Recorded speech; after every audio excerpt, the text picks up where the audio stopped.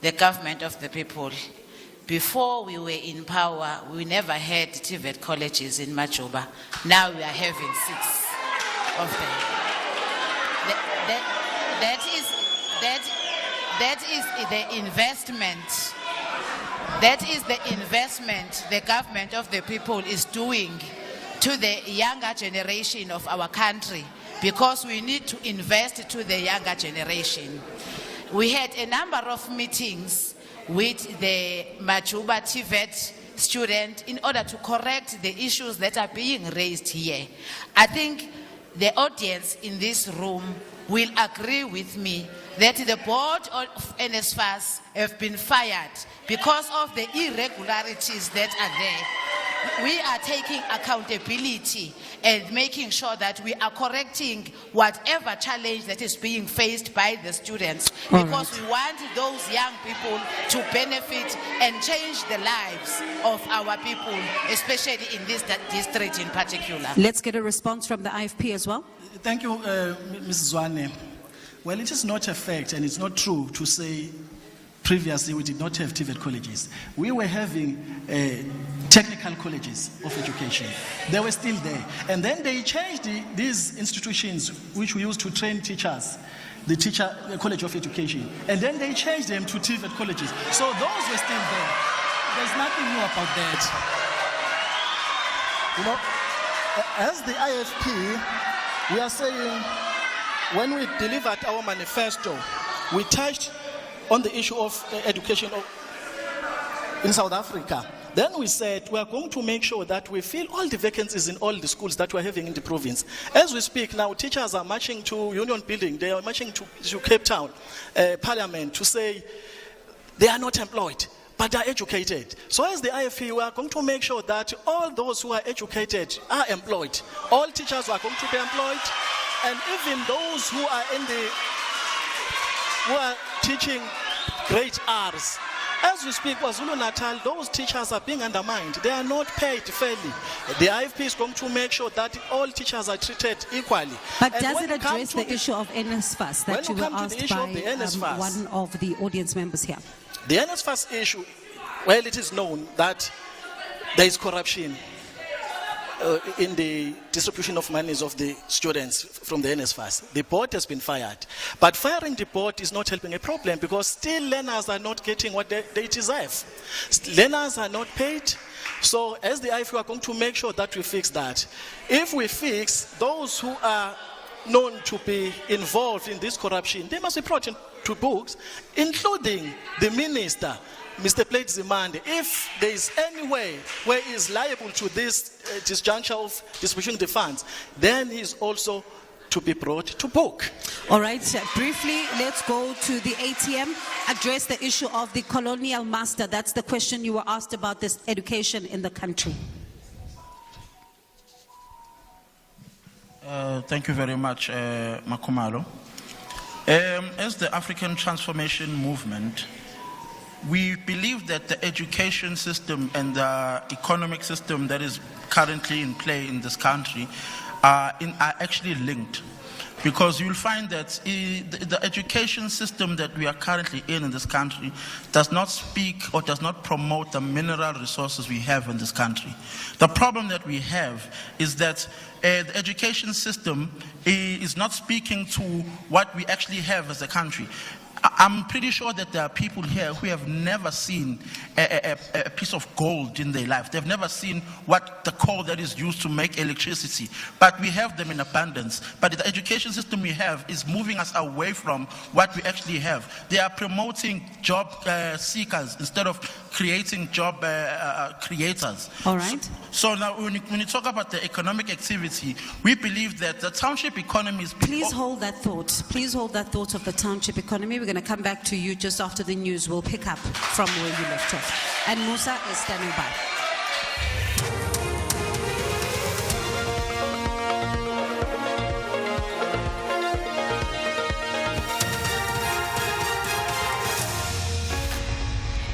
Thanks, Bongiwe. In our top stories, judgment in ANC's trademark case next week Monday, and DRC urged to reverse death penalty decision.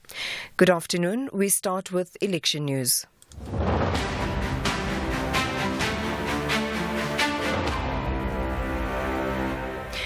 The KwaZulu-Natal division of the High Court in Durban will on Monday hand down judgment in the ANC's trademark case. The governing party had hauled the Umkhonto we Sizwe party to court, accusing it of being in violation of the Trademarks Act by using the name and logo, similar to that of the disbanded Umkhonto we Sizwe military wing. Zoleka Kodashe reports. Can the ANC claim exclusive rights to the Umkhonto we Sizwe name? That, among others, is the question that is expected to be answered when judgment is delivered on the matter on Monday.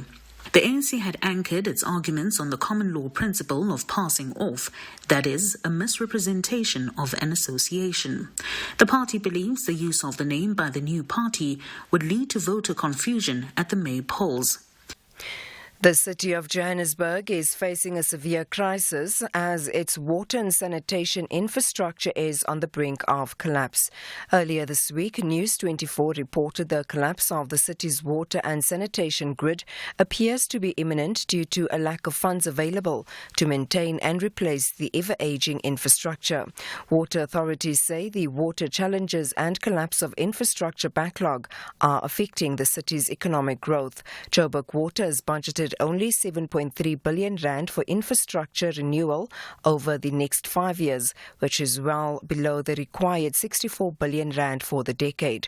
Water expert Anthony Turton. Procurement rules, the procurement processes are just of such a nature that they are going to delay the rollout. And on the one hand, and on the other hand, of course, we also know that when those procurement rules are bypassed, that's also a wonderful recipe for corruption to take place.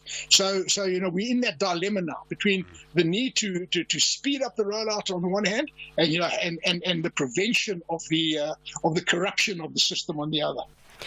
Police Minister Bheki Cele says efforts to revitalise the Crime Intelligence Division of the South African Police Service are yielding results. This as the SAPS arrested dangerous and armed gangs that have been terrorising communities in recent weeks. Cele says measures are being put in place to fight back crime in the country with the help of communities. Following a shootout with police when 9 suspects were killed in Marion Hill in KwaZulu-Natal earlier this month, Cele says officers are mandated to fight back criminals when necessary. Police, by the way, they are allowed by the law. When the criminals, they think they're tough, police can be tough. Of late, I think police have taken that stance because the crime intelligence will say where we are going, those people are not coming with broomsticks and yellow dust. They are coming with the real stuff. And when they exchange fire, police must understand, and there is only one language that you speak when the gun goes off, is to fight back. The state has called a new witness to testify about the DNA swabs obtained from some of the accused in the Senzo murder trial underway in the Pretoria High Court. Mondlitsier, a detective with the Directorate for Priority Crime Investigations, the Hawks, was roped in to assist the national cold case in 2020. He testified on the day that he went to the Johannesburg prison to obtain the first swabs from accused number 3 Carlos Mthobisi Ncube. The suspect was known to me as Carlos, but later known to me as Mthobisi Ncube. Actually, it came to both our surprise that the suspect that I mentioned, Mr. Ncube, said, "Hey, is this case again? I found." He said in Zulu to say, "Our case buile futhi kanti le case I found."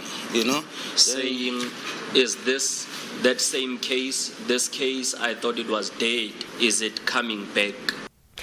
And finally, the United Nations Human Rights Chief has urged the government of the Democratic Republic of Congo to reverse its decision to reinstate the death penalty after a 20-year moratorium. Speaking in the DRC capital, Volker Turk said soldiers accused of treason and bandits in eastern Congo were being targeted for capital punishment. He said the UN was clear in its wish to see the death penalty abolished everywhere in the world.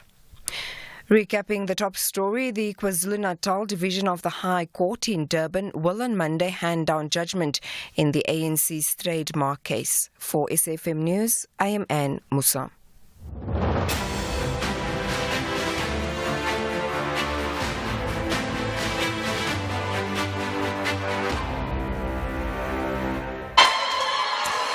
Thank you very much. And she's back, of course, at the top of the hour. That will be 2 o'clock with the latest news. And you can hear it's quite electrifying, the atmosphere here at Newcastle, at the town hall. We are in KwaZulu-Natal for our elections debate. We will be taking your voice notes during the course of the show as well. So the number is 082-692-3909. And those of you who are watching us on our YouTube channel, feel free to also send your questions, your comments on that platform as well. So we've got a number of questions that we need to get through and give each and every single political party a chance to respond to the questions that were raised. So let me come back to you, the ATM, as you round up then your answer to the question you were asked on the colonial master. Thank you very much. So as the African Transformation Movement, we believe that the township economy is a sector that needs to be looked at and invested on greatly. Because we find now that that sector is now being taken over by foreign nationals. And in events, sometimes those foreign nationals came to this country illegally. So there is no benefit that is serving to the community when these township economies. I mean, I remember when we grew up, we used to utilize these places, go to the tuck shop, so that the money that was made or the profits used to rotate around the community. But now that sector has been overtaken by foreign nationals. Some of them are undocumented. So we believe that as the ATM is that this country needs to, or the government needs to reopen closed factories. I mean, it is quite ridiculous that some economic activity is being imported. I mean, toothpicks, that's something that can be done here. But you find that everything that we have in the houses, the TVs, electronic, all the devices are made in China. As if the youth that is here is not capable of creating those jobs and making those things for the country. Okay, let's move on to Rise Mzansi. You had a question about what are you going to do to address the issue of the social ills? Sorry. Hi. All right. So my vision for KZN is that everybody lives a long, healthy, and dignified life. First thing that we need to address is assistance for single mothers. Women bear the brunt of responsibility for their families as well as society. So what we call for as Rise Mzansi is tax relief for single mothers. We talk about vouchers to assist them with certain food items, maize meal, oil, flour, the basics that we need to have in the house.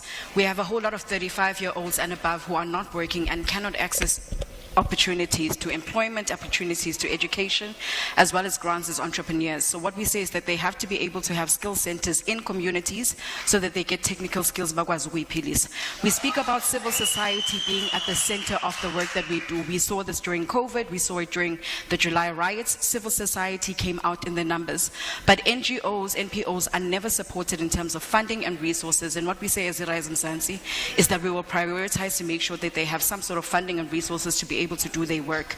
We speak about people living with disabilities. We don't have resources in Pagatin, and it's not about creating separate schools for them. It's not about creating separate transport.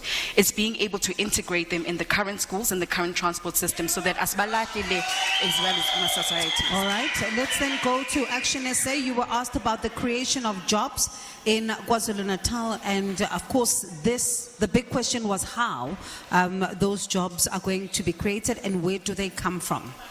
Yeah, I think firstly, what is important here for me to say, we are not going to provide solutions by focusing on other parties. Action SA is focused on solutions. So what we are saying here as Action SA, we will introduce what we call Empowerment Fund. This Empowerment Fund, we will have 10%, 5% of company tax, which will go towards big business, not only small businesses. We will be able to collect about 5.7 billion rand. 30% of that will go to SMMEs, because SMMEs are the foundation of the economy. So if you want to create jobs, you need to focus on SMMEs. But also we know there are clear economic drivers in the province, like your tourism sector, your agriculture, your ocean economy. We are lucky in KZN, we've got Richards Bay, you've got eThekwini, we're going to. So the big question is how we're going to make sure that we utilize that. And also as Action SA, we are saying we need to ensure that, for example, eThekwini contribute 60% of GDP of our economy in this province. So therefore, when we take over government, the first thing we'll do is to put eThekwini at administration and make sure that we run that city in a way that it attracts investment, it brings back glory of tourism, because we know that you can create a lot of jobs by ensuring that tourists are coming to this province. And anyway, because it is also rich in terms of rural areas as well, you can attract. But we are saying we'll support small-scale farmers through this empowerment fund. We'll also support money towards infrastructure. 35% of our empowerment fund will go towards infrastructure. In return, you create jobs. Let's go to the ANC. You had a question that was from the floor as well in the IFP, saying that the apartheid government built 18 dams up to 1994, and the ANC built 2 since 1994. That was the question. Would you accept responsibility for the water shortage crisis? Thank you very much, Bongani, for indicating that the apartheid government built 18 dams. We agree with you. And the ANC have built the number of dams. It's not 2, there are more than 2. But the first thing that we must clarify, out of the 18 dams that were built by the apartheid government, we were not giving an opportunity to use those dams.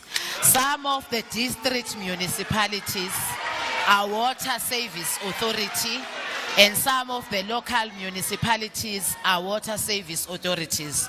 The ANC government have made sure that they give the district municipalities water licenses to draw water from those dams that were built by apartheid government. I can make an example of the Jozini Dam. It's one of the biggest dams in the country, and our people were not given an access to that particular dam before the African National Congress take over and give the access to the people of Umkhanyakude to have the water license authority to use that water which was in that particular dam.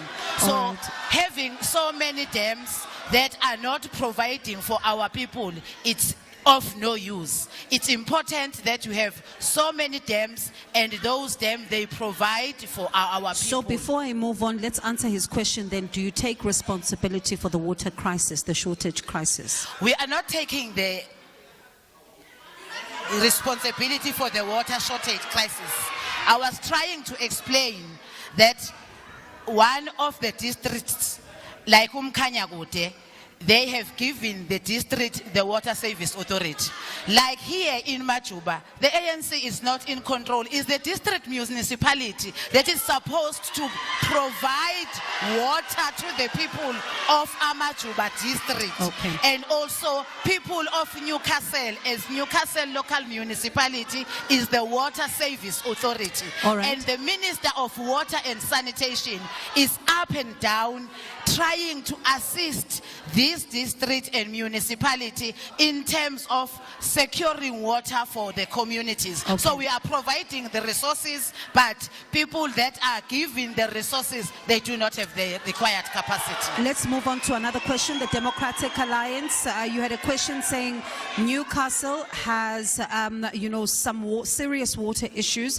What are you going to do about this, and how are you going to be correcting the water issue in the province? Thank you again for the opportunity. Mama Vimbela, ngiyakuhlonipha kodwa ungakhuluma manga siyacela. So let's be clear. Water and sanitation is a national competency, and we know that the ANC is the government at national level. So water and sanitation is at a national level. In this province, we still have people who drink water with animals. We still have people who have never had water. We have places where there was water and now there hasn't been water for years. That's under the current government, who's the Water Service Authority. We have businesses leaving this province because they no longer have access to water. How do you make any cool drink if you haven't got access to water, or any food products if you haven't got access to water? The Jozini Dam that you speak about, Mavimbela, you go to Jozini town today, there's no water at Jozini, there's no water in Manguzi, there's no water or Sizweni, where the dams are supposed to play. You come to Midmar, where my municipality is, where the ANC has the district municipality. And Popomeni township has no water because of the pipes that are there that have no water running to them. So please, let's be serious and let's be honest when we talk about the water crisis that we face. But how do we solve this? How do we solve this challenge? Now, the city of Cape Town, the Western Cape government, was given an international award for beating back day zero. In other words, we know how to solve crises. So what we're saying is the DA, let's establish a provincial infrastructure agency. Let's pool our resources. Let's make sure that national, province, district, and the private sector, the water service authorities, pool their resources to be able to solve our water crisis and get water flowing in our taps again. Now, this is not an issue that that one entity of government can solve alone. So how do you then bridge that gap? You bring in the private sector who are able to implement. We are not able to implement as government. We've shown that for the last 30 years. Let's bring in the private sector, partner with them, and pool our resources around a provincial infrastructure agency that can then beat back on this particular crisis that we face. Thank you. All right, and of course, let's move on then to the next question. That is to the EFF. The question was the ANC saying that it's managed to make the elderly benefit in the economy. They also are making them, beneficiaries of social grants. But municipalities, that's what the question says, are exploiting this, and they are not allowing them to register to be part of the indigence policy to benefit from there. And they say that this is due to corruption. So your question is, how do you resolve this? Well, thank you very much, Mazwane, again.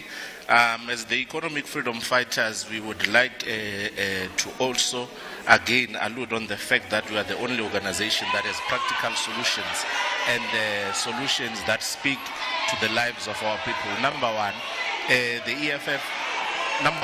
EFF is extremely clear on how are we going to ensure that the elderly people who are social grant beneficiaries benefit from the indigent policy, and that is simple. It is to create just one system that will ensure that everyone that qualifies for a social grant, be it a child grant, be it a grant that is benefited from the elderly, is automatically connected and is automatically known to the municipalities, not that people must register on separate occasions. So the EFF is proposing a clear solution of saying everyone must be connected on one line from the Home Affairs Office up until the social grants services, up until the municipalities. Of course, the IFP will know nothing because they've developed nothing. Over the past years they've been here, they haven't registered a single indigent. The water crisis that is here is attributed to the municipality, and here's why we are saying that. The municipality currently owns a 60 megalitres reservoir. The reservoir has never been filled in the 3 years that the IFP has been in charge, but they are forcing themselves to build a 20 megalitre reservoir, which is subjected to the SIU investigation that has been found to be corrupt and has been used as a money-making scheme. So the EFF, in its journey to ensure that our indigent people get double their social grants, to ensure that our people get the dignity that they deserve, will also hold accountable the government of the day. Thank you. Thank you very much. Let's go to the ANC again. There was a question from the ABC asking you, how are you going to deal with the issue of undocumented foreign nationals? Thank you very much, Makumalo, again. First of all, we need to clarify that there are undocumented foreign nationals in our country. There are also documented foreign national in our country. So our people, when they see a foreign national, they claim that is an undocumented one. That's why we are amending the legislation for the documented foreign nationals that are working in our country because they were not paying tax. After a certain period of time, now they will be taxed like all of us as we are being taxed. Second to that, let me deal with the ones that are undocumented. We are strengthening the border post. That's why each and every time you see the minister at the border gates, making sure that those that are not documented, they do not enter our country, and those that are already in the country, they are taken back to their countries to make sure that we have people that are documented, and those that are documented, they must also be charged like ourselves as people that are South Africans, because there are some skills that we need from other foreign nationals that are also in our country. I'm going to take a short break, but when we come back, we'll take some of the questions as well, but also go back to some of what you've just said as well, because I'm sure a lot of questions arise from that. We also have voice notes. We also have some of the audience members as well who are still waiting, so there are still just a few more questions that we need to answer. Let's take a short break and we're back straight after. Join Smile Foundation for a movie night under the stars featuring Sing 2 on Saturday, 20th of April at Old Ed Sports Grounds. To book, visit smilefoundationsa.org. This is an SABC supported initiative. For the first time in 30 years, the ANC is set to lose its majority. Opposition parties have united as the multi-party charter for South Africa. A strong democratic alliance with a proven track record Can anchor a new government that serves the people. But a new government that works is only possible if you vote for it. Let's unite and rescue South Africa. Vote DA. This political party advertisement was paid for by the political party concerned. The views expressed in this advertisement are those of the political party and not those of the SABC. USM Alger and RSB Pekane will demonstrate what a North African derby looks like. Who are the real heroes of the North between the Algerians and the Moroccans? This is the first leg of the Total Energies CAF Confederation Cup semi-final. USM Alger versus RSB Pekane. Live on SABC Sport on DTT Channel 4. This Sunday, 21 April at 9 p.m. Also available on SABC Plus and SABCSport.com. Hashtag We Love It Here. Proudly brought to you by SABC Sport.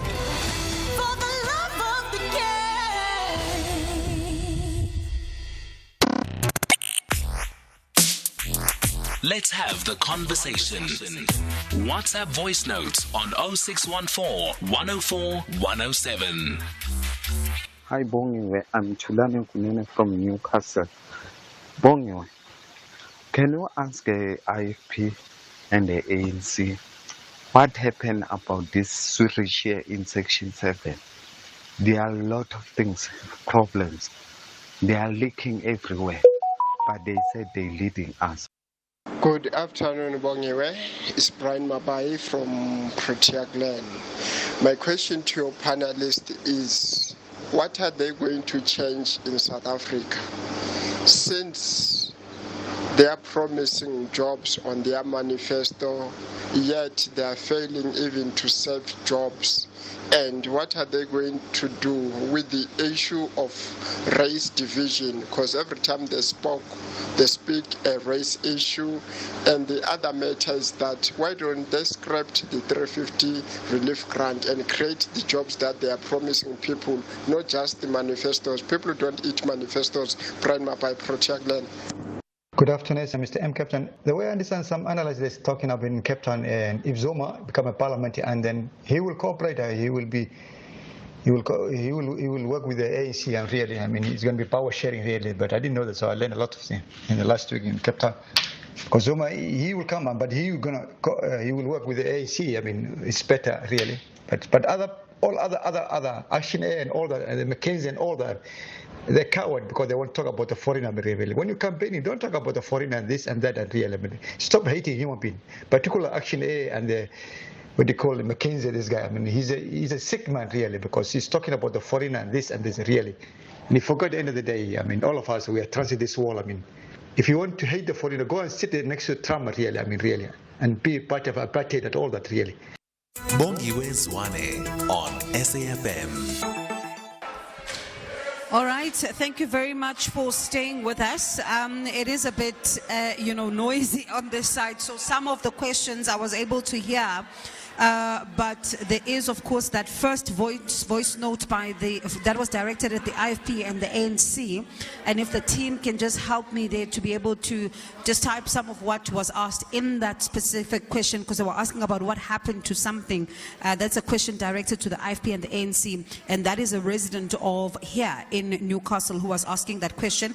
But before I go to some of the questions that came from the voice notes that I could hear, they were directed at the political political parties here, and also one specifically for Action SA as well, that I would like them to respond to. I'll give it to you, Zwagale, just a little bit later on. But let's continue as we now finish up with some of the questions that we had from the floor. So we go back to the ANC again. You had a question from Obamndlela, who was saying the town was clean, and I'm reading his question. He says the town was clean when the ANC was in power.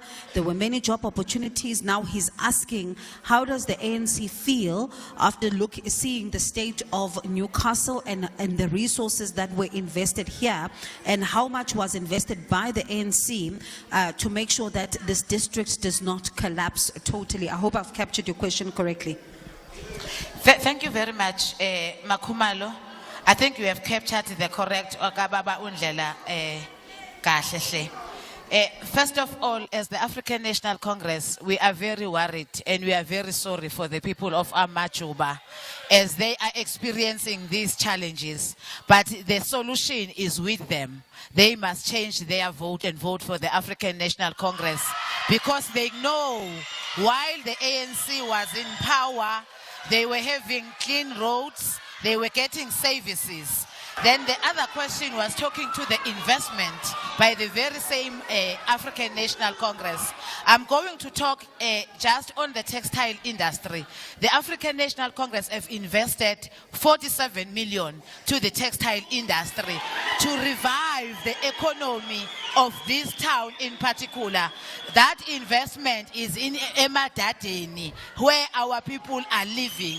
And we are continuing to invest, but we are investing in wrong hands. All So right. the people of this district must do the correct thing, vote for the African National Congress. They will be free from these bondages. So before I take more of the questions and also go to some of the questions on the voice notes, I wonder, what does the IFP then say about what has been said about this particular municipality, and what the ANC, the question then was saying that it doesn't look clean and there are no job opportunities, and the fact that there is a water crisis, and it's credit to yourselves.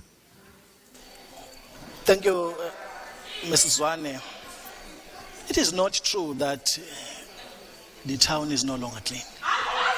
It is not true that the employment has gone down in the hands of the IFP.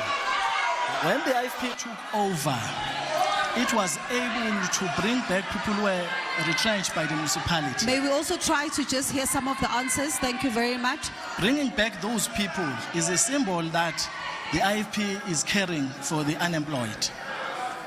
When you look at the water crisis, the water services authorities do not own the dams or water or rivers. The function of ownership lies with the national government. So when they distribute water, they distribute the amount that the national government will allocate to them. So what is going to be good for the government to make sure that people are getting water is to devolve the power of ownership from the national government to water services authorities, so that when they are blamed, then they'll be able to check a blame. As we speak now, we are blaming wrong people, yet the ownership lies with the national government. All right. Let's go then to some of the voice note questions that we received before we go back to the floor. Action SA, you had a question. One listener says, why do you hate undocumented foreign nationals? Why can't we become one and live in peace?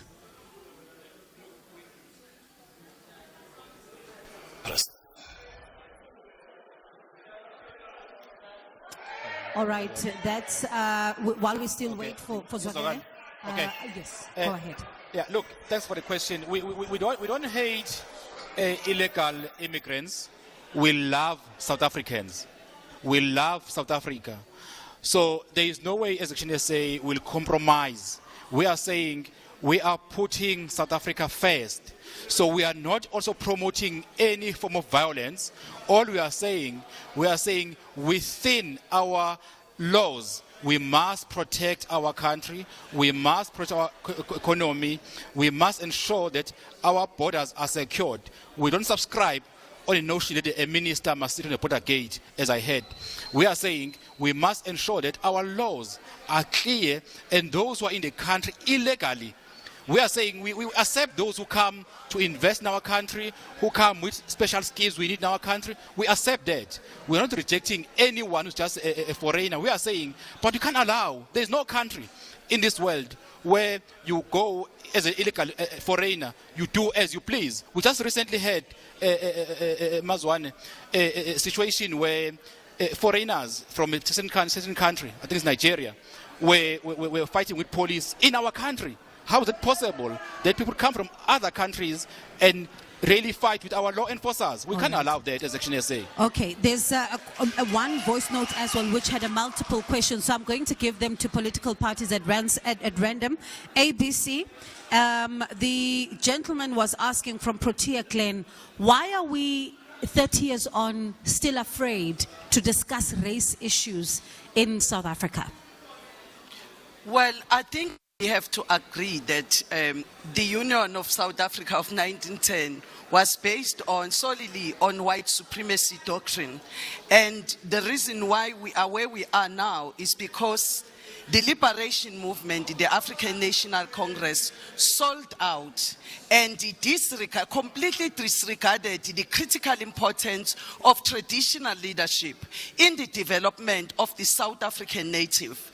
And we believe that by investing in quality education and decolonized education, we will be able to start engaging properly on these race issues. Because right now, everybody is scared of talking about the fact that in South Africa, the white South Africans are still enjoying the privileges that they were enjoying under apartheid at the exclusion of the South African native. And this is what we reject.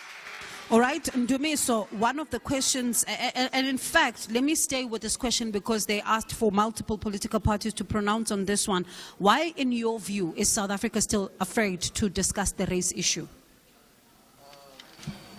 Thank you very much. I don't think it's a matter of being afraid. I think as black people in this country, we've taken a decision that we will not lie down and not be active in the governance of this country. If post-94 unemployment rate was so high amongst the black people, and then you find it now under the ruling party now that it's increased to the point of it's 58%. It is not a matter of race. It's actually discussing the fact that there are certain issues that as black people suffer more from compared to the white people in this country. Right. So it's not a matter of us being afraid. We're just focusing on the fact that we need all the people in this country to be liberated and economically active, besides race, but with the focus primarily is for black citizens in this country. Thank you. MK Party, the gentleman was saying that the 350 Rand relief of distress grant should be scrapped and jobs created. Would you agree with that? Yes, as the MK Party, we do agree with that, because at this moment, when you check the price of the simple meal or rice, how much is it? It doesn't even cover that 350. You cannot buy anything with it. So the government, if it thinks that it covers some needs of the people with 350, I can give it the 350 to you now, and we go together to Pick and Pay or Spar, and come back with the 50 kg if we will be able to get that meal. We won't. So the 350, actually, it's a disgrace, and actually it's insult to our people that they should vote because somebody who's calling himself a government is giving them 350. What are you going to do with it? All right, questions now on the floor. Let's take as many as we possibly can. Okay, greetings to everyone. Without a waste of time, I'm Mr. Shabangu from MK. I would love to impose this question to the MK representative there. As we all know that our small businesses were destroyed deliberately through COVID-19 and lockdown that happened in the past. And at the moment, we are also experiencing one and the same thing, whereby our small businesses are being destroyed through this load shedding that is taking place in our country and nationwide. So the question is, what is the MK planning to do to assist those businesses that are small that were destroyed through COVID-19 and lockdowns? 1, 2. What is the MK planning to do to assist business people who are having business ideas but they do not have the capital? Thank you very much. Thank you. Let's move on to the next question. Afternoon, everybody. My concern, I want to ATM, and then ATM they got two different one. They got public health and a private sector. So now I want the clarity. If the person they got no money, so I want the clarity of that. Okay. Then the second one, the education. If the ATM we can win the election, so the education. I want the clarity of that. Before you move on, let me see if I've captured your questions correctly. So, Baba ubuza uguti, if umuntu mhlambe ngenamali yokuya private esibhedlela angakwazi ukuthi mhlambe kulingane private nase public. Yes. And then eyesibili uthi education yenze njani? Education system. Ehe. Yeah, if the ATM can win election, how about the education system? We can change the education system. I hear you. Thank you very much. Thank you very much. Let's move on to the next one. Greeting leaders. My name is Zama Mabanga, Danauza APC. My question directed to Dr. Makosa.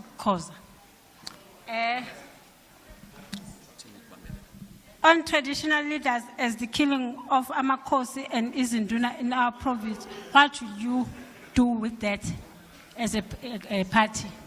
Thank you. Thank you very much. Let's move on. Good afternoon. Busisi Wenkosi, a question to Rise Mzansi. As the future premier of the province, I think it's important for you to just highlight to us what is it that you have done and what are the future plans. Thank you. Okay. Thank you very much. My name is Zwengumalo from Action SA. I want to pose a question to our chairperson and incoming premier of KwaZulu-Natal, Babu Zogele Mngcango. As Ubaba President Uhemen Mashaba was the mayor of the city of Johannesburg, we saw him insourcing security guards and cleaners in that metro. And we also saw Action SA in eThekwini municipality putting on a motion to insource security guards and cleaners. How are we going to ensure, Babu Prime Guti, in government, how are you going to ensure you speed up the process of insourcing and giving dignity to the people of who are exploited, or Mama Betu, no Baba Betu? The second question is directly to you, Babu Zogele Mngcango, again. We've heard organizations like the DA in the media being wishy-washy around the question of possible coalitions with the ANC after the upcoming elections. I want you to give a clear indication, a clear stance of Action SA to the people, to the voters. Uguti, are we ever going to work with the African National Congress? Are we ever going to bring back misgovernment and corruption through the back door as Action SA? What is our position on that? Thank you very much. Thank you. Let's move on to the next question. Greetings, everyone. My name is Mbalezi Tlemsibi, and I'm from Democratic Alliance. I have a question here. We live in a dangerous society around here, and I have a question. Okay.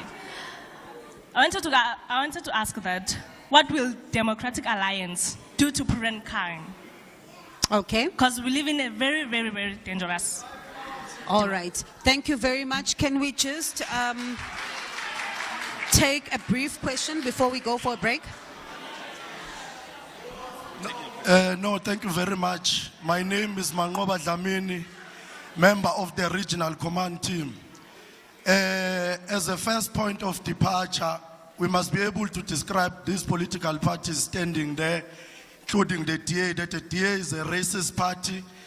Rise Mzansi is an extension of the DA through their Moonshot Pact coalition together with the IFP.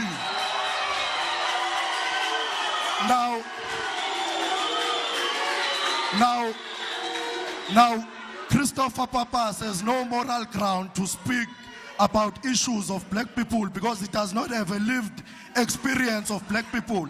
He has never lived in a shack. He has never lived where our people do not have water. He has never lived anywhere, so he has no moral ground.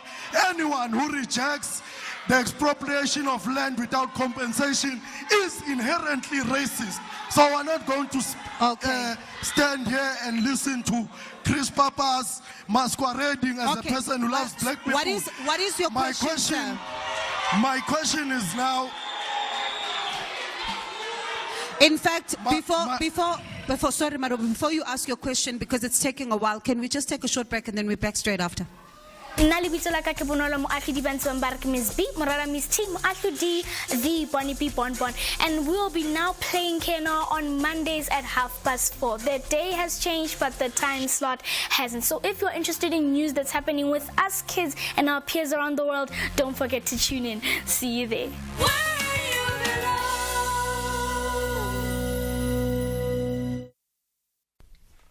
Did you know? South Africans consume more water per person per day than the world average. We use approximately 237 litres of water per person per day, while the world average stands at 173 litres of water per person per day. To achieve water for all, each one of us needs to use water sparingly and more efficiently. We can do this by ensuring that we don't waste water. Take 2-minute showers, fix our dripping taps, and use buckets to wash our cars, amongst others. #SaveWater. Every drop counts. This message is brought to you by the Department of Water and Sanitation. Match day number 30 will deliver high emotions and tension. 14th and 15th placed VfL Wolfsburg and VfL Bochum must go beyond their limits in the final stretch. Who will climb the ladder to victory? This is the Bundesliga. Football as it's meant to be. Catch VfL Wolfsburg versus VfL Bochum this Saturday, 20 April at 3 p.m. live on SABC3. Also available on SABC Plus and SABCSport.com. #We love it here. Proudly brought to you by SABC Sport. For the love of the game.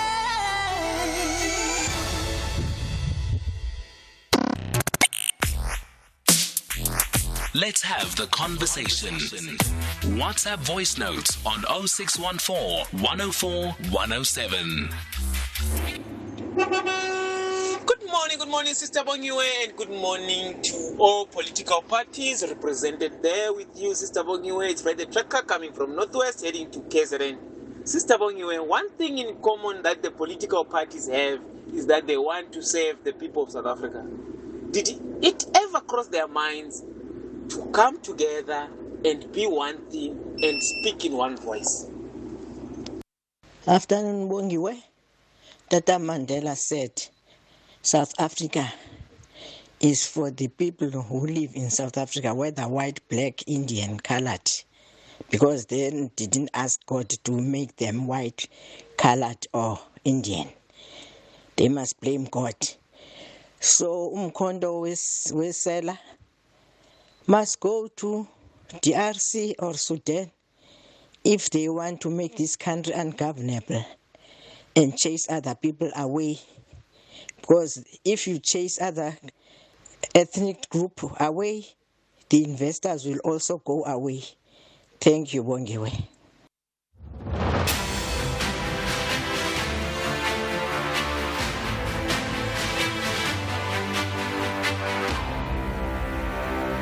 All right, let's continue then with some of the questions here. If I can please implore you to keep your questions as brief as possible. I don't want to cut you in the middle of your question because the political parties need to respond.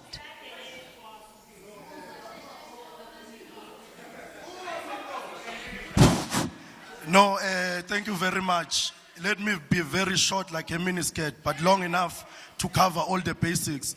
My question would then be, in terms of free education, we know that the EFF is the only organization that represents black people in all institutions of higher learning. We are the only organization. Okay, what is the question, sir? What is the question? The question would be, what is the EFF going to do in terms of the implementation of free education. Where Okay. are we going to get the money to fund free education? Of Thank course, you. the APC and the IFP represents a Thank system you. of Thank you narrow very much. Zulu Thank you. nationalism. Thank you. My to Dr. Makosi Koza, KZN must be an independent Okay. state. He is speaking out of terms. Sanbona.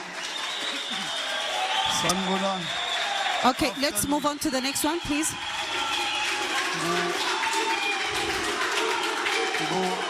Gumandla wakubheka.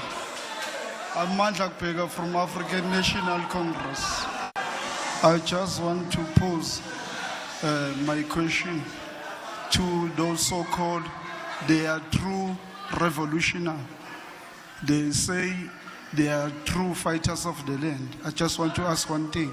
Why they fail to vote with the ANC when we at Parliament we want to take the land back, and two is going to the African National Congress. I just want to ask the issue, when is going to be a full role of the implementation of NHI, and three is going back to African National Congress. The issue of housing. I see everybody in this state is getting housing.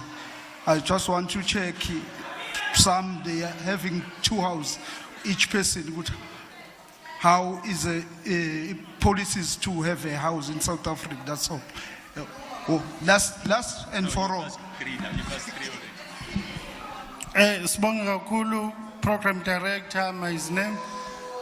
Oh, the Aulas. They are doing their job as we speak. My name is Mbongeni Hlachwayo. Can I pose the question to the leader of the IFP, the leader of the government in waiting?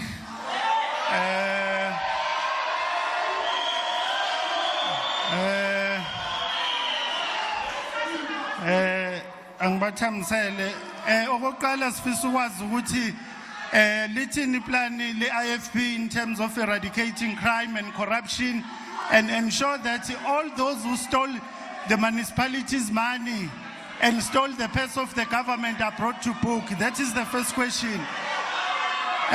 Umbuzo wesibili Selandini, umbuzo wesibili ngifisa ukuchecka lapha kwi-leader of the IFP ukuthi what is the stance of the IFP in terms of ensuring the fair utilization of our land in order to revive our economy, since our land is the last hope for us in terms of All right. revitalizing our economy. Ngiyabonga kakhulu. Wayeka amasela nomsindo. Before you go, can you briefly give us your first question again? Mbuzo oqala dadwethu ngibuza ukuthi iqembu le-IFP lizokwenzakani ukuthi li-eradicate i-crime and corruption kulezwe sikulona, more especially umasipala wethu waseNewcastle sufice amasele untshontshe yonke imali. All right. We are battling as we speak. Okay, thank you. The last one. Go ahead. Go ahead, sir. Igama lami uNkosinathi wakwaNtuli, ngiqhamuka enyokeni emadadeni section 3. Ngibonga nje ithuba. With all due respect, i-question yami it's not going to be that long, but ngizocela ukuthi ngibeke njenge-English. Yes, can it be very brief, sir, please? So, based on all the introductions, our work ethic, our Wonkama party, and also the paradigm shifts that we find ourselves under since Begeguma elections, I'd like to pose a question to the entire panel. Whatever happened to decolonization of the mind, the heart, and soul before we got to education? That's my question. Thank you very much.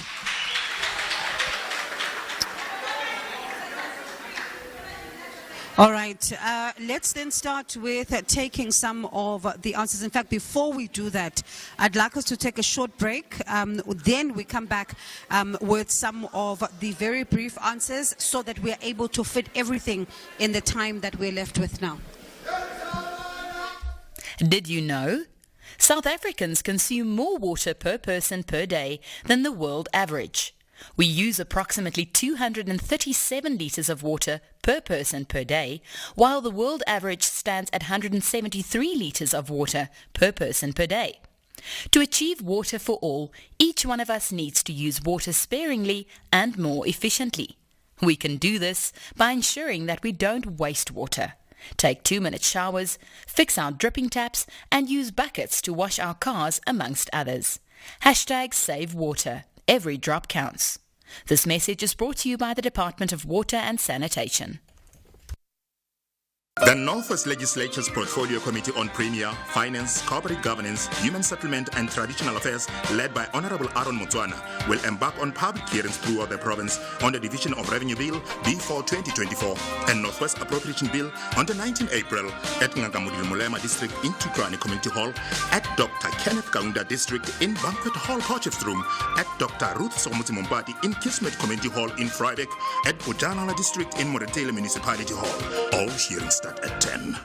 The Royal Club says victory on home soil is non-negotiable, but Ghanaian outfit Dreams FC can smell maximum points as a dream come true.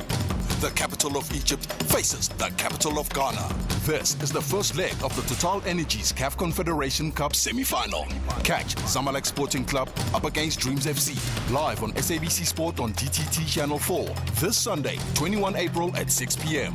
Also available on SABC Plus and SABCSport.com. #We love it here. Proudly brought to you by SABC Sport. For the love of the game. Bongiwe Zwane on SAFM. All right, as we wrap up now this show, but let's take all these answers that we need. So if I can ask our panelists to be as brief as possible, we do not have a lot of time. ATM, no money, no money for private healthcare. How then do you ensure that it's the same at private and public healthcare systems? If we can just try to be as brief as possible so we take all these questions. Thank you. I think it is important that we bridge the gap between public healthcare and private healthcare. That is why the introduction of the NHI bill and the Medical Schemes Amendment Bill will help bridge those gaps, because there is a crisis currently with the public healthcare sector, especially in the rural sectors. You'll find that the services there is not up to standard compared to the private sector. So we are, as the ATM, we are in support of the NHI because it is at least a way of going forward to try to cover the gap of both healthcare sectors. Thank you. And then another one was on education. How do you change the education system? Simply, we will scrap the 30% pass rate that is currently being used in this current education system. The quality of education is really not up to standard, and the education offerings that are being taught in the schools, in the primary schools and the high schools, does not resonate, because you'll find that a student who will pass matric will have issues when it comes to going to tertiary institutions. They'll end up focusing or enrolling in courses that they do not have any jobs. They ended up not being actively participating in the economic system. As the youth, we would say that the education system needs to empower the youth as much as possible with skills that will elevate and assist what the country actually needs. Thank you. Thank you very much. Let's move on to the ABC. You had a question about traditional leaders. What will you do with that? Well, first of all, let me just say this.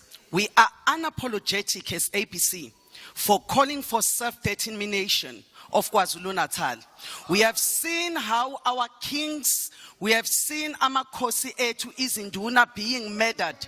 We have seen even ourselves being, our languages being defined out of relevance. Right here in KwaZulu-Natal, you find that even the road traffic signs, they are written speed kills. Yet 90% of households in KwaZulu-Natal identify isiZulu as their home language. So we are saying, stop being psychologically defeated. You allowed Oriana to use chapter 14, section 3235 of the Constitution to get self-determination. Why are you measuring ABC why are you using a different standard from ABC? German is prospering in their own language. France is prospering in their own language.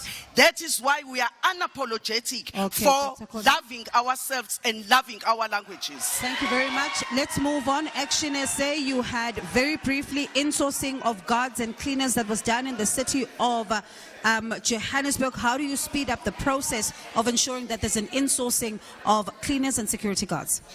Yeah, thanks. Insourcing is top of our manifesto as Action SA. Within 100 days, when you get to office, we will ensure there's a feasibility study to ensure that security guards and cleaners are actually employed internally within government to end exploitation. And second question was around... yes, the second question, I was coming to it. Are you ever going to work with the ANC?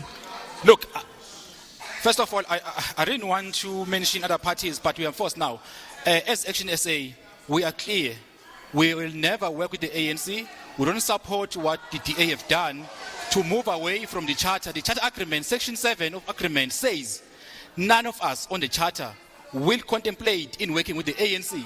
But the DA is now openly saying they are prepared, if the charter doesn't get 50+1, they are prepared to go in bed with the ANC. So we are saying people of this province in South Africa, they must vote Action SA as the only party that is clear that they will never go to bed with the party that destroyed our country, destroyed our province. Let's quickly rush to the Democratic Alliance. What will you do to prevent crime? Thank you very much for the opportunity. Unlike my colleague from the Action SA, I won't use the platform to spread lies. In terms of sorry, I think I actually do. I need to be fair and address the issue of racism. The pseudo Gucci communist who came here. His leader couldn't even tell the media how much bread cost. So you have a political party who says that they represent the interests of black people, but your leaders don't even know how much basic foodstuffs cost. So let's go back to basics, comrades, and let's go learn how our people are struggling in this country. To answer the question of my fellow volunteer from the Democratic Alliance. So our country faces a problem where criminals have more power than the police. They have bigger guns than the police. And over again, what has been proven to solve crime issues is by devolving policing power or making sure that at a community level that we are able to solve our crime. Now, this obviously doesn't happen alone. We have to make sure that our police answer the phones when they call, that the vehicles can come out when we need them, and that there are actually trained police officers in police stations. And this happens by depoliticizing the police force and making sure that they are sufficiently resourced to be able to attend to our communities. Thank you. Rise Mzansi, I'm going to ask you to be very, very brief. You were asked what have you done and your future plans. So can I begin with future plans? For education, I would franchise the model of schools so that they look, feel, and have the same schooling culture, so that every single child who studies starts off on the same footing. For hospitals, I will digitize healthcare so that all the files exist online, and equally create a separate ward for mothers who have lost their kids instead of them being in the same space. Climate change, set up community-based response teams to, again, respond to climate change effects that happen in community. We need to address informal settlements and hostels. We need to make land available for people who want to move out of informal settlements to be able to build their homes, and revamp hostels to be family units instead of what they currently are. Okay, let's move on quickly. The EFF free education, what are you going to do to implement it? Well, thank you very much, Sisbongiwe. First, I think we must address the black wannabe. You are going to lose your time, but go ahead. No, that's fine. We want to address it that he cannot come here. Okay, let's allow him to answer so we can hear him. Thank you. Okay, did you stop my time while you were talking? No, I didn't time. I'm not timing. I'm just saying let's try to be thank quick. you. Thank you very much. Well, the self-righteous candidate of the DA is the one that facilitated a tender and a benefiting factor for his boyfriend at the municipality where he's a mayor at. And also he's part of the government. He is part of the government of the DA that assaulted a black human being while he was still bathing, showing that the government of the DA has no respect whatsoever for the black people and the majority of people in this country. However, we are going to go that the EFF the EFF managed to register and ensured that over 100,000 students are registered and graduate through the Sizofunda Ngenkani campaign that was led by the EFF Student Command.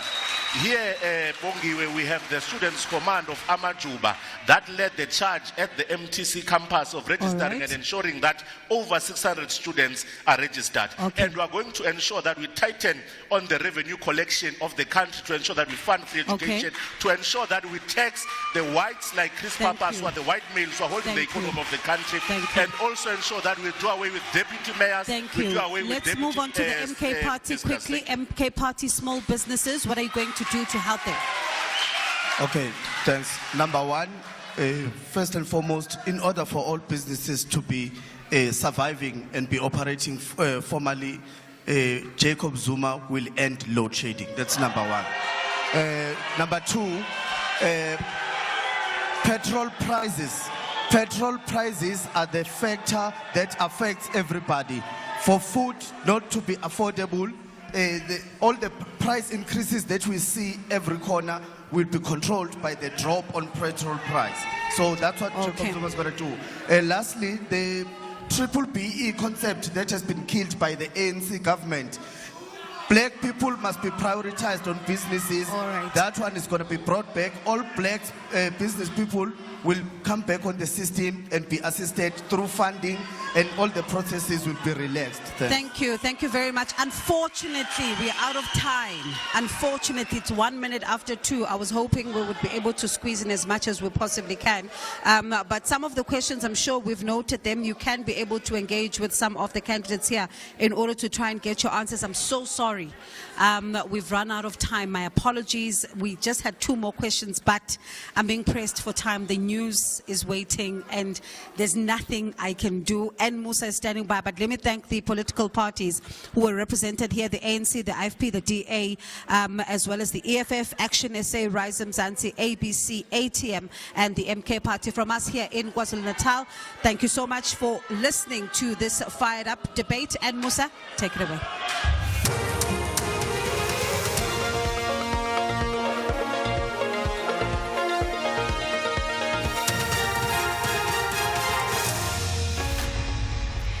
Thanks, Bongiwe. In our top stories, Malema criticizes IEC over electoral court appeal, and jury selection in Trump's trial reaches final stages. Good afternoon. We start off with election news.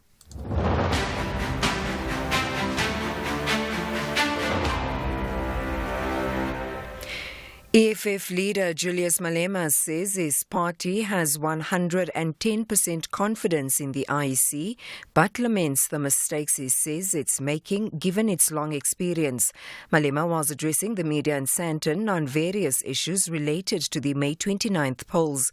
Malema made particular reference to the Electoral Commission taking the Electoral Court's decision to reverse the decision to bar MK leader Jacob Zuma from contesting the elections to the Constitutional Court for review. We don't see why the IEC is appealing Zuma judgment. It's really a very, very personal. And by doing that, they are keeping President Zuma in the news. By doing that, they are making President Zuma gather rallies outside every court appearance. So the court appearances are being organized by the IEC. The KwaZulu-Natal division of the High Court in Durban will on Monday hand down judgment in the ANC's trademark case. The governing party had hauled the Umkhonto weSizwe party to court, accusing it of being in violation of the Trademarks Act by using the name and logo similar to that of the disbanded Umkhonto weSizwe military wing. Zuleka Kodashe reports. Can the ANC claim exclusive rights to the Umkhonto weSizwe name? That, among others, is the question that is expected to be answered when judgment is delivered on the matter on Monday.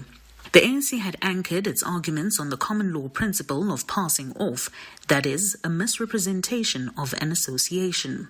The party believes the use of the name by the new party would lead to voter confusion at the May polls. Some water experts say the city of Johannesburg is facing a severe crisis as its water and sanitation infrastructure is on the brink of collapse. Earlier this week, News 24 reported that the collapse of the city's water and sanitation grid appears to be imminent due to a lack of funds available to maintain and replace the ever-aging infrastructure. Joburg Water has budgeted 7.3 billion rand for infrastructure renewal over the next 5 years, which is well below the required 32 billion rand for a similar period. Water expert Anthony Turton.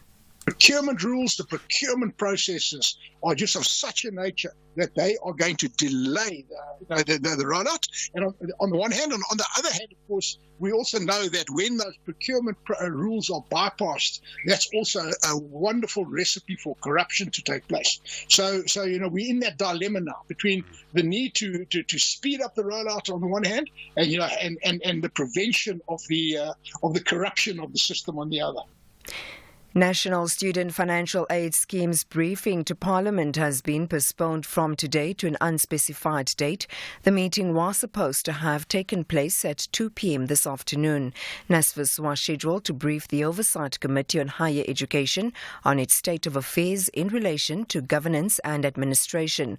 The Higher Education Minister, Blade Nzimande, recently dissolved the NSFAS board, citing its consistent inability to oversee the payments of student allowances on time by management, which has resulted in unnecessary stress for students and their parents. Further afield, and finally, 12 jurors have now been selected to assess the guilt or innocence of Donald Trump in his criminal trial over the coming weeks. It's the first such trial of a former or sitting U.S. president. The BBC's Nada Taufik reports. The jury that will decide Donald Trump's fate in his first criminal trial raised their right hands and swore to be fair and impartial as the former president looked on. It happened after a day of twists and turns. Hours earlier, 2 jurors were abruptly excused. The jury is made up of 7 men and 5 women of different ethnicities and professions. Alternate jurors will be chosen later today. As he left court, Donald Trump complained that he should be out campaigning and that the trial was unfair.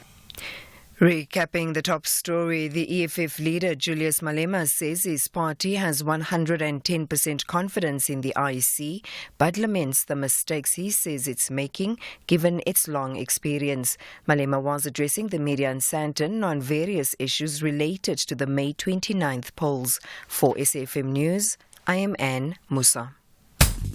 The Full Circle with Bridget Masinga, Monday to Friday, 1 to 3 p.m. And we will buy 500 cars, and we will buy 500 more. Just to be the one who buys your car, will come to you and offer more. We buy cars, we buy cars. We buy cars, we buy cars.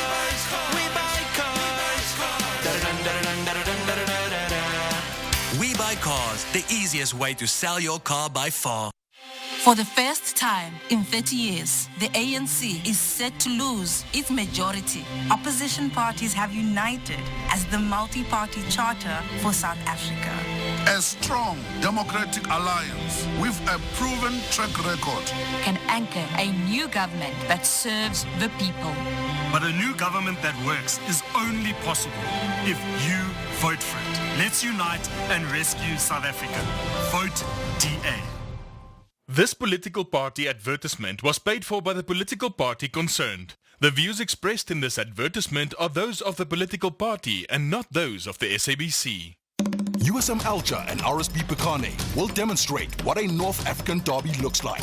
Who are the real heroes of the North between the Algerians and the Moroccans? This is the first leg of the Total Energies CAF Confederation Cup semi-final. USM Alger versus RSB Pekane. Live on SABC Sport on DTT Channel 4. This Sunday, 21 April at 9 p.m.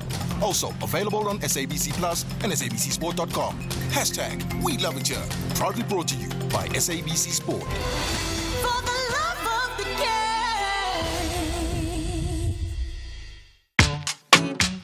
The Full Circle with Bridget Masinga, Monday to Friday, 1 to 3 p.m.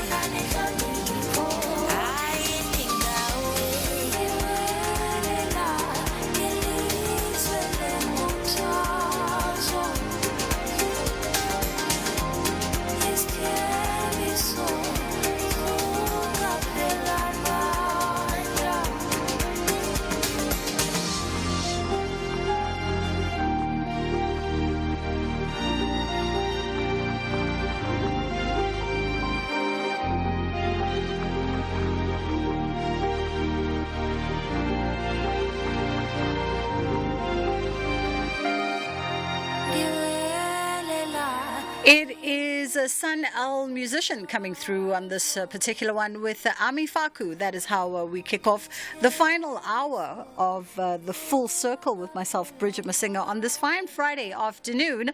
Bongi having committed herself to yet another town hall this Friday, and it was quite the array of conversations and themes that were explored there, coming live from Newcastle. And of course, you know that this is a sort of a running series for us as we build up towards the May 29th elections here. And we're going to be hosting another one in a couple of weeks, and we'll let you know about that one closer to the time. But we're coming through to wrap up the final hour of the show today, and we thought we'd touch base with the folks out at the University of Joburg's Arts and Culture Division, which are hosting the Joburg Moves dance season, and they'll tell us more about that particular curated festival and everything that's in store there. It's not just a dance festival, there's so much more to it. And then on the other side of 2:30, we thought we'd plug into some of Bongi's conversations today and sit in conversation with independent candidate Faith Patela, who is going to be joining us on the other side of 2 o'clock, so from 2:30. And we're going to get to know her a little bit better and find out, some of the contents of her manifesto. She's got a lot of interesting things that she's proposing by way of her policy proposals. She begins with the first point being a name for our country, and we'll find out exactly why that is important to her. And she also talks about the government needing to pay its tithes, and we'll find out why that is a matter of priority, a government paying its tithes. That conversation is coming up on the other side of 2:30. If there's anything that you'd like to know from her, feel free to send us a voice note on 061-410-4107, or you can send us a message to the same number, 061-410-4107, or you can give us a call closer to the time on 086-000-2032. Let's take a quick break, and then we'll come back and we'll get into stages, pages, screens, and more. Attention to all music lovers. The highly anticipated Metro FM Music Awards are finally here. Y'all ready? Purchase your tickets to gain access to the awards ceremony and the live concert happening on the 27th of April 2024 at Mbombela Stadium, Mpumalanga. Yo, we about to have some fun in here. You can now secure your tickets from 300 Rand at www.computicket.co.za. Yeah, man, this is a big night. With a star-studded lineup of DJs and live performances, don't miss your chance to be part of this unforgettable celebration of talent and music excellence. Come on, Mbombela, come through. Let's do this. Hashtag MMA24, Black to the Future. Metro FM, it's where you want to be. I am Dion De Vos, the Executive Mayor of Sarah Baartman District Municipality, and I hereby invite you to comment on the draft Integrated Development Plan and Budget for 2024-2025. The draft IDP and budget are available at municipal offices in the 7 local municipalities of the district and on the municipality's website, sarabartman.co.za. Comments should be sent via email to idp@sbdm.co.za. Comments close on 22nd April 2024. Royal AM ladies and Lindelani ladies want to showcase who are the real queens of KZN. They both want out of the bottom half. This is the Hollywood Best Super League. Experience the KZN Derby, Royal AM Ladies FC versus Lindelani Ladies FC on Sunday 21 April at 2:30 p.m. Live on SABC1 and SABC radio stations. Also available on SABC Plus and SABCSport.com. Hashtag we love it here. Proudly brought to you by SABC Sport. For the love of the game. The Full Circle with Bridget Masinga. Monday to Friday, 1 to 3 p.m. It is the Full Circle on SAFM with myself, Bridget Masinga, and we're going to get into stages, pages, screens, and more. Stages, pages, screens, and more on The Full Circle. My My guest this afternoon is organizer of the Joburg Moves dance season. Lakin Morgan Bachis joins me now. In the University of Johannesburg Arts and Culture, which is a division of the Faculty of Art, Design and Architecture, are thrilled to announce the launch of Joburg Moves dance season. And this is curated and coordinated by choreographer and director Lisego van Niekerk. How are you doing this afternoon, Lakin? So good to be with you, Bridget. Thank you so much for having me. It's only a pleasure. I mean, sounds like exciting times, the launch of the Joburg Moves dance season. And why has the university, UJ Arts and Culture, decided to invest and support, a very specific sort of dance movement? You know, Bridget, it's been a long time coming. Joburg has forgotten how much it loves dance, how much it loves contemporary dance. And as UJ Arts and Culture, we thought that what better way to support the industry than creating a platform that encourages a love for dance yet again. You know, we lost Dance Umbrella a couple of years ago, and with it went a legacy of producing young contemporary dancers that have filled the stage for years, Vincent Mansu being one of them, moving into dance, got their roots from there. So for us, supporting and creating a platform where dance can be appreciated again is something that we thought is vital to sustaining theatre and dance in South Africa. And I would presume that, Joburg Moves is centered around the themes of collaboration and collective participation. Absolutely. It is the heart and the heartbeat of what we're trying to achieve. Creating a platform where dance companies in Joburg and dancers and choreographers have a space to not only produce new work, but also a space to garner new audiences. Audiences is at the heart of the work that we do in the creative and cultural industries. We are nothing without our audiences. And as a platform, that's really the heart of it, is that we just want people to fall in love with dance again. And the only way for them to do that is for them to see more and more dance on stage. Let's also talk about, the important work that dance and the important role that dance plays, particularly when it comes to conversation around youth and even conversation around, and I guess educational programs oftentimes are very central in the world of dance.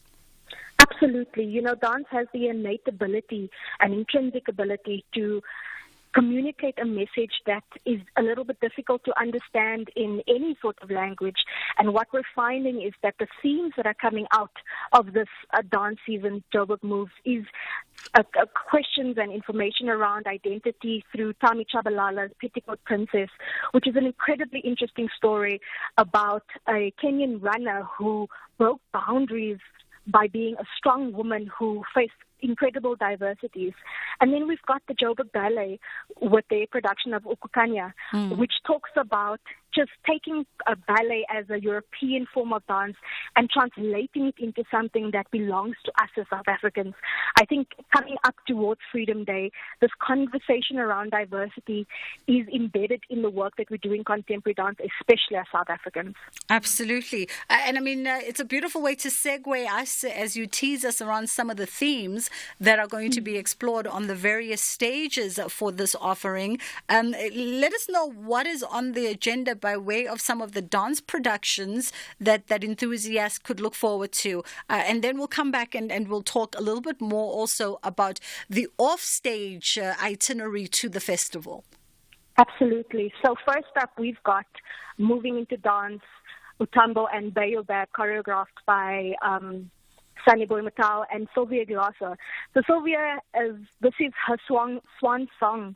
This is the final choreography that she will do. She has completely retired now, and she has grown Moving into Dance into the world-class contemporary company that it is today. So this production has never been seen in Joburg, so it's going to be a feast for Joburg audiences. We've also got a young, dynamic choreographer called Smangaliso Ngwenya, whose work, Evelyn, is based on a conversation with his mom who passed away. And sometimes dealing with mourning is a very difficult thing for us all to do. And Smanga uses dance as a way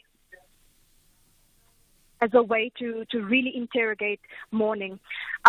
Petticoat Princess by Tami Chabalala, again, just a very interesting interpretation of sexuality, identity, and storytelling through the journey of his movement. And obviously, Joburg Ballet just comes in with a ballet piece that is again anchored in Africa in a meaningful way. Yeah, and I love the fact that just from the pieces that you've outlined for us, the productions that you've outlined for us, it's quite the variety of themes being explored, but also it's quite the intergenerational works as well. Looking at Sylvia, and of course alongside the likes of Smanga. So you've got the very best of dance with all the experience and the lived life journey, and then you've got the younger school of phenomenal dance names also rising within the industry, coming through and being a part of this festival. Absolutely. Working intergenerationally is something that we have to kind of put emphasis on, because that kind of legacy learnings needs to be transmitted to a younger generation. Finding the historical component and finding the new trends, the new energy, seeing those intersections have become incredibly valuable, not only to us as a society, but also to the fraternity.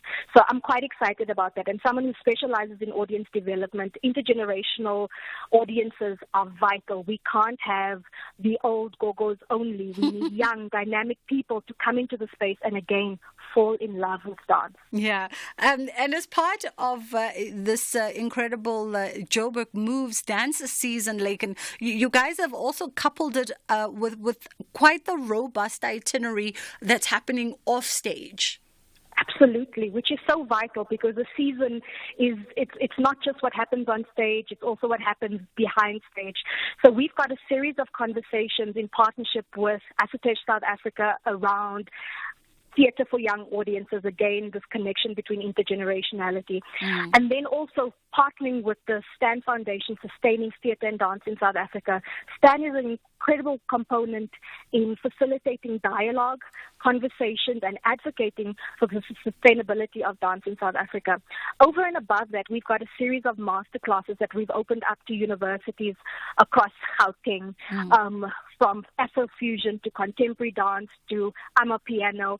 And it's really just an opportunity to give university students the opportunity to be in class with world-class choreographers and dancers. So for us, the educational aspect and the conversational aspect and kind of broadening that thought leadership aspect for us is an interchangeability that happens from backstage to the front stage. Absolutely. And now that you've completely sparked all of our interest, and I think you were absolutely right with, your opening remarks and sentiment when you said that ever since we lost the dance umbrella, there's literally been a void, a gaping hole in the creative sector, waiting for some kind of collective dance movement yet again. For folks that want to come through and enjoy all of the festivities, it's happening from next week. I'm correct?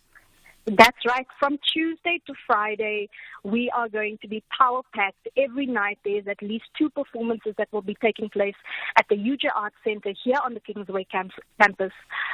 People can join us. They can come. They can buy tickets at the door. Tickets are also available on Plankton, and they're only 120 Rand. And as UJ Arts and Culture, we're also invested in creating accessible points of entry to experience the arts. So for us, it's 80 Rand for kids, for students and kids, 120 Rand general access. And for me, that is an accessible point for any audience to engage. Absolutely. As you heard, next week, Tuesday, is when the festivities kick off, and tickets are available for you at 120 Rand for general access for adults and 80 Rand for kids and students. And all of this is happening at the UJ Arts Center in the campus, just around the corner from us. Very exciting. And it's running until the 26th. I mean, why not just run it until the end of the weekend? Oh, man, because we are at this momentous moment that is 30 years of democracy. democracy, and felt that it was a great kind of build-up to what we know as our freedom, but also to allow the university to celebrate in the way that it is for 30 years of democracy. Completely understand. Laken, thank you so much for the time this afternoon. That was Laken Morgan Bachis, who is the organizer for the Joburg Moves dance season, and it's curated and coordinated by choreographer and director Lisego van Niekerk. And as you heard, this is a great initiative that's powered by the University of Johannesburg's Arts and Culture, a division of the Faculty of Art, Design and Architecture, and it's got quite the interesting itinerary of pieces that you can see on the stage, of course, that comprise the dance season. Looking forward to this one that Laken highlighted, which is choreographed in part by Sunny Boy Mutau and Sylvia Glasser from Moving into Dance. And as you heard, it is her swan song piece because she's officially retired now, and this piece is making its way to South Africa for us to enjoy it as she takes her final bow from stage and goes off to enjoy the golden era of rest. And then, of course, there's quite a lot more on the agenda. What also sounded interesting was the piece Petticoat Princess, which is exploring themes around identity, and that one choreographed by Thamsanqa Shabalala. So lots going on. The masterclass is also there, facilitated by the likes of Sonia Radebe, and of course discussions that are supported by Stand Foundation. So if you do carve out some time between a Tuesday and Friday, which is when the itinerary kicks off on Tuesday, and perhaps have some time to take in one or two of the options on the table, should be nice. Let's go to Ann Musa, who's standing by with the headline news, and then we'll come back on the other side of this with our independent candidate. Our lines are open on 0614104107 if you want to send us a WhatsApp, or you can call us on 086 000 2032. Good afternoon. Thanks, Bridget. In the headlines, City Power Group Executive Tami Matiso has described the recommissioning of the first open gas turbine in Gauteng by Johannesburg's power utility as a big step to get away from load shedding in the city.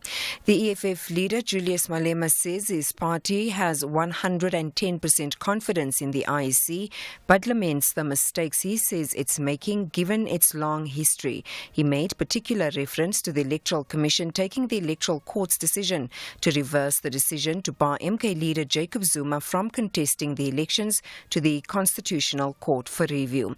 And the Northern Cape Police have requested the assistance of the public in finding a 22-year-old woman who hitched a ride from an unknown man from a home in Griquastad. I'll have details on these and other stories at 3.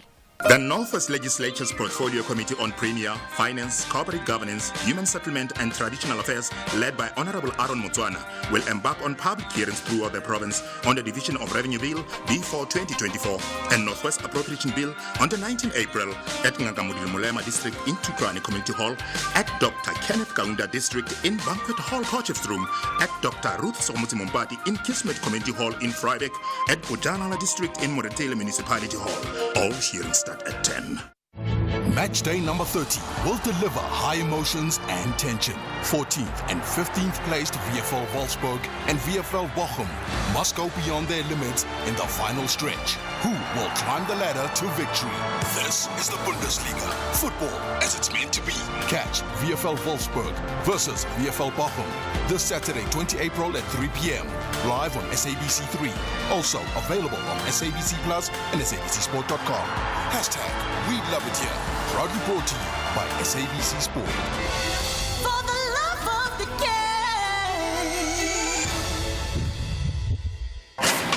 game. Arts, culture, and robust conversations with Bridget Masinga. All right, so our lines are open as we get ready. Our independent candidate, Faith Mpatela, who is going to be joining us in conversation shortly. 086 000 2032 is the number that you can call us on if you have any comments or any questions for her. 061-410-4107 is our WhatsApp line. And Faith is the woman visionary for South Africa. She was born in Thohoyandou, Africa's Eden, on Halloween of 1987. She is a registered government auditor and the Continental President of Africa Break the Silence. And of course, she will tell us a little bit more about herself once she joins us on the line. We're still trying to get her on the line today. And she is running as an indie candidate this year and hoping to secure her spot in provincial government representing the people of Limpopo. And amongst the things that she lists as policy proposals in her manifesto, she opens up with the first point being a name for our country. And she goes on to list a bunch of other things, endorse the year of rest and the year of jubilee. And she will tell us exactly what all that entails. And of course, she also highlights as the third point that the government should pay its tithes. So we hope that we get her on the line. Yes, matters of education are also there, in case you were wondering. And matters of corruption are also on the manifesto. But we'll find out from her exactly what she holds as a priority in terms of her agenda as she vies for your votes at the May 29th elections. It's definitely building up to be an interesting election season. I think, between the host of court cases that the IEC is seeing themselves in, and of course, being introduced to all of our respective independent candidates that are hoping to grab your attention and ultimately also secure your vote. And of course, the usual big boy players that also form up the foundation of our political system. I think by the time it gets to May, we definitely are going to just want to go out there and vote. You know what I mean? On the one part, because you'd be so enthusiastic to put your X where it matters the most, you'd be so ready to do it. And on the other part, because I think quite a lot of us would have had by then some kind of election fatigue. And you just want to get it over and done with. And so, yeah, let's ride it out. Let's ride it out. May 29 is just around the corner. It's not a long ways for us to go. I see my team is desperately trying on the other side to connect to Faith, and I hope that network is not failing us, but we will see if we can get her on the line. And yes, and our lines are open on 061-410-4107 if you do want to WhatsApp us and want to be in conversation with her. Alternatively, you can call us on 086-000-2032. Is she on the line? She's on the line. All right. Faith Patela, how are you doing? Faith? I think Faith might have me on mute. All right, let's take a quick one, and hopefully when we come back on the other side, Faith will be here. Promo number 4 for The Weekend with John Gericke. It's a music show between 10 and midnight on the weekend. I'm here with Sta, one of the producers, and a technical producer, Zelma. Sta, what is my show like? It's like nothing you've ever heard before on radio. Admit it, you've never listened. I have, many times. Zelma, what do you think of the show? Great music, more explanations. So if you don't know your history on music, Big Bad John's got your back. You guys both lie. You've never heard the show before? I've produced you many times. Well, there you have it. A rousing endorsement for The Weekend with John Gericke. It's my show, 10 to midnight, Saturday and Sunday nights. We'll catch you there. If you're active on social media and love SAFM, we hope you'll take a moment to like or follow our SAFM page on Facebook and Twitter. These are the best places to find all the guest information, conversations, and stories you love from your favorite presenters, along with regular updates from SABC News. And don't forget, you can send your questions to feedback@safm.co.za. SAFM, leading the conversation.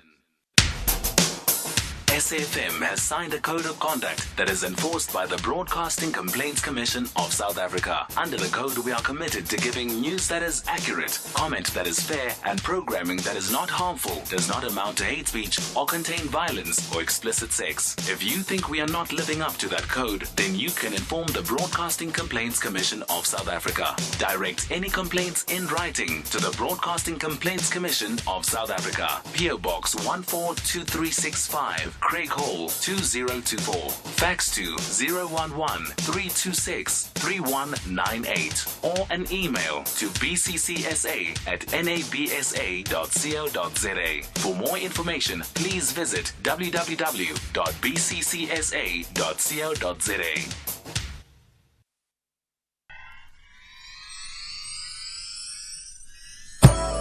Hi, I'm Khomotso KG Mweketi, and I believe in music's ability to connect, to heal, to remind, and to bring joy. And each week on my Saturday and Sunday show Seasons right here on SAFM, I endeavor to do just that. So join the movement of Seasons every Saturday and Sunday, 10 a.m. to 1 p.m.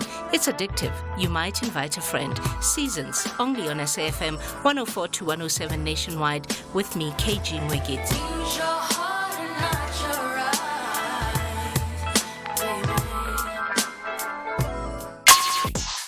Call us on 086 000 2032. Well, after much trying and fussing, it seems like we finally managed to get a hold of Faith Patela, who is running as an independent candidate for the May 29th election season. Good afternoon to you, Faith. How are you doing? Good day to all the listeners of SAFM. I am great. Fantastic. And yeah, we thank God. Thank you so much for taking the time to be in conversation with us. Firstly, I guess by way of just introducing yourself to some of our listeners, give us a short biog as to who is Faith Patela, the woman. So Faith Patela is a minister of the Word of God, and I'm also a qualified government auditor. So as a government auditor, I've been doing government reports. We've been auditing the municipalities' departments, and we've been seeing the corruption that is there in these municipalities and departments. And what was hurting me the most is that we report on these things, but you find that year after year, nothing is being done. There are no changes. So there's a calling upon my life where God has been saying to me since 2022, my people are crying. They say whether we vote or we don't vote, it's all the same. So now avail yourselves to go to Parliament, go and make policies that will make people say, Humunati Afrika Borwa. So I know today's time is limited. So let me give my numbers to those who are going to need more information from me, which is 076 1994 003. Faith, before we even get there, don't worry about time. We still have a little bit of time, even with the connection delays. Tell me, why should South Africans vote for you? So what I'd like South Africans to do is to vote for a godly government. To vote for godly governance. Because if I say vote for Faith Patela, then the time when she will not be contesting, then what are you going to do? You won't go and vote. So I'm teaching you the correct way of voting is that let us go and vote for a godly government. And I believe that if South Africans see that Faith is a godly leader, then they should go and then put their X in front of her name. So this is my opportunity to demonstrate to the voters and even to those who already know me that I'm rising up as a godly leader, as a righteous leader. So a righteous leader is someone who pleases God and serves others. And that is what I stand for. And then let me then follow up on that, Faith, because South Africa is, made up of a diversity of faith and religious denominations. Are we to infer that you are, when you say you want South Africans to vote for a godly government, elaborate on that for us? Because I guess some folks would say when you say godly government, who are you speaking of in particular? Okay. So that's a very good question because, there are many gods and, many faiths that people are following or are subscribing to in our country. So I'm a Christian And the God of the Bible is the one who has sent me to his people to say, avail yourself to serve them. And so the principles that I've learned through my faith, those are the ones that I'm going to apply to show love and to service the people of my nation. Okay.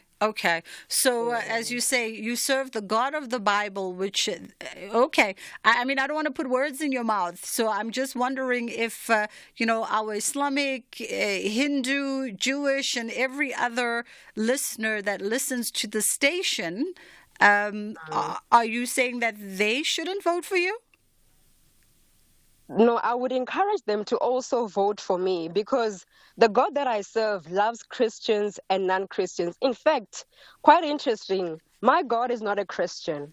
Christians are people who follow Christ. So Christ himself is not a Christian. So I do encourage people who are non-Christians to also support me in this journey because we are going to demonstrate to Christians and non-Christians and serve them all because God said, go and make policies that will make people say. So he didn't say Christians must say kumnandi. He said people in general. So we're going to serve everyone, who are in South Africa and who would love to be in South Africa, and we see it fit for them to come. All right. Let's talk about some of your policy proposals in your manifesto. You've got quite a few of them. Talk to me about perhaps the three most important proposals that you are making. Thank you for that question, because the ones that I see to be burning issues in our nation is employment and corruption. These are the burning issues. And another one that has also come up even after I issued my manifesto is Black empowerment. So when we're talking about employment, we are saying that everyone who is fit to work must work. Everyone. And one of the ways in which we can create jobs is to empower nonprofit organizations. There's a lot of work in nonprofit organizations. I'm running one as well. We need volunteers. We need people to work with us. But if you're not giving them anything at the end of the month, it's tough for them to avail themselves. So instead of us giving people $350 for doing nothing, let's give those funds to the NPOs. Then they can thank their volunteers for the work that they're doing, plus gain experience. The other thing is that South Africa has got so much of raw material, but we are aware that there is a war. There are countries that don't want Africa to manufacture its raw materials. There's a video that has been going viral. I'm seeing it for the second time now, where there's a lecturer who is saying from another university overseas, we are not going to allow Africans to manufacture their raw material. And if they try to do that, they are saying that they are not going to go down without a war. So we are going to Parliament to fight this war. And we know that God is on our side because this is bullying. And we cannot continue to live like this. All right. The other thing is... Sorry, continue. So now, with regards to corruption, the roots of corruption are in Parliament. The branches are in the provincial legislature, and the fruits are in the municipalities. So I've had an opportunity to audit municipalities. I've seen how they steal money through tenders. I've seen how they're doing it in the provincial level as well. And now it's time to go there where the laws are being cooked to say, how can we then deal with corruption? A corrupt leader cannot deal with corruption. No. So how do you plan on dealing with corruption? So, yes, firstly, we need to get rid of the tender system and make public works to work. Let us give paid jobs by also making, because in the past, people were fixing the roads, they were building the schools. They were not this kind of tenders that you see, for every little thing. The other thing that is also a factor of corruption, it's our Chapter 9 institutions. They're there to strengthen democracy, like the Auditor General who's auditing the government. But she's appointed by a politician. So how can she be independent from the one who has appointed her? The public protector as well. I mean, she's doing her best. There's a saying that says, don't bite the hand that feeds you. The moment you start to report findings in the office of the president, you are biting the hand that feeds you. But wow, look, a constitution says you should do it. So it's very difficult. We need to establish an... Are you calling into question perhaps the Auditor General and her ability to remain untainted? No, I'm not. I'm just saying all Chapter 9 institutions in general, including the IEC. The head of the IEC is appointed by the president, who is a politician. We are now contesting, I can tell you now, there is no president that loves elections because already they're in power. The elections can either keep them in power or take them out. No president loves elections. So if there's a president who is frustrating the process or influencing IEC to frustrate, I'm saying if that is happening, it's understandable. So we need another body that is going to appoint the heads of Chapter 9 institutions. Then they will truly, truly be independent. But they're not independent. Okay. They're 086 000 2032 is the number that you can call. A few of you asking on WhatsApp if you can call us. I did repeatedly say that you are more than welcome to call us. If you can call us and make it brief, if you have something to say or point of clarity that you want from Faith Patela, you are more than welcome to do so. 061 410 4107 if you want to send through a remark or a comment. In fact, let's go to WhatsApp. Hi there. There's a bit of contradiction in what your guest is saying when she's saying that the party is godly based party, and then she changes, says, okay, the non-Christians, the non-godly people also may come. There's contradiction there. Thank you. Willie in Kuma. 086 000 2032 is the number that you can call us on. 061 410 4107 is our WhatsApp line. If you would like to send through a voice note, let's take a quick break and then we'll come back on the other side. The Northwest Legislature's Portfolio Committee on Premier, Finance, Corporate Governance, Human Settlement and Traditional Affairs, led by Honorable Aaron Motswana, will embark on public hearings throughout the province on the Division of Revenue Bill B4 2024 and Northwest Appropriation Bill on the 19th April at Ngagamudil Mulema District in Tukrani Community Hall, at Dr. Kenneth Kaunda District in Banquet Hall Potchefstroom, at Dr. Ruth Somuti Mumbati in Kismet Community Hall in Vryburg, at Bojanala District in Moretele Municipality Hall. All hearings start at 10. Five-time champions plan to capitalize on home ground advantage, while 11-time champs have a huge strategy to dominate the battle from the first whistle. This is the first leg of the Total Energies CAF Champions League semi-final. Experience the exhilaration of African football. TP Mazembe FC versus Al Ahly FC, live on SABC1 this Saturday, 20 April at 2:30 p.m. Also available on SABC Plus and SABCSport.com. Hashtag We Love It Here. Proudly brought to you by SABC Sport. For the love of the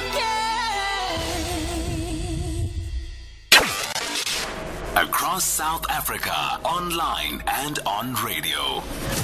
SAFM, let's talk. It is the Full Circle with myself, Bridget Masinga, as we prepare to wrap up the show today. In our last final moments, if you want to sneak in your comment or your question for Faith Mpatela, who is vying for your vote as an independent candidate coming from Limpopo, make sure to get it in quick, as we are running out of time. Faith, let's talk about some of the things you mentioned in your manifesto. You say that the government should pay its tithes. Tell me a little bit about that. All right, so I'll be brief on that one because it's more of a tertiary matter. It's not really a burning issue for the people of South Africa, but then it is important. So basically, we're saying that we want to partner with God in this journey, and for our partnership, there has to be a portion that we are sowing back to the ministries in South Africa to help us fight crime, HIV, and other social ills. But here's another one that's burning for the people of South Africa, which is Black empowerment. A lot of Black people are crying in the country that, this is our motherland, yet, we don't have economic freedom in our own country. And if you look at the apartheid government, they had laws that empowered, the white people. Black people as well. There's a lot of Black people who are anti or not so a bit skeptical about the Bible, because they say that when the settlers came to our country, they had the Bibles and the Blacks had the land, and they said, "Let us pray." And by the time they said "Amen," the Blacks had the Bibles and the settlers had the land. So I don't blame people who are a bit skeptical about the Bible, but I want to assure you, Black people who are listening that we want to launch an operations catch-up program where we're going to have government policies to enrich and empower Black people economically. Okay. Just for a short period.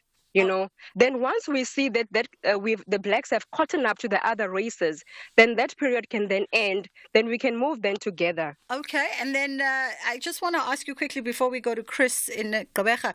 I caught an interview of yours where you said when you had done your manifesto, and then you submitted it to your pastor for review.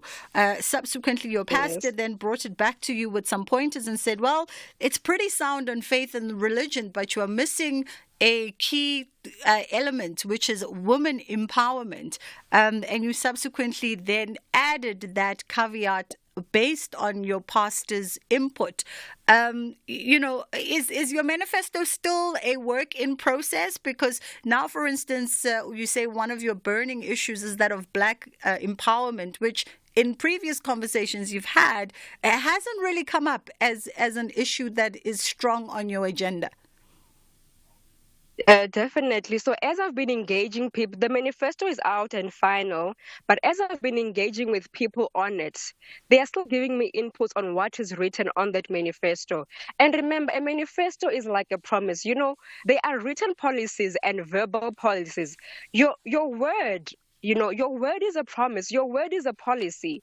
So you can hold me accountable based on what I said, even though I did not write it down. I remember at the pledge ceremony in Midrand, the national pledge for the IEC, I said it very clear that youth empowerment and Black empowerment are at the center of my heart. And these are one of the things, not the only things, that we need to deal with when we get to Parliament. Okay, so let's quickly get to Chris and Gqeberha because I am running out of time. Chris, you've got about 30 seconds. How are you? Hi, thanks.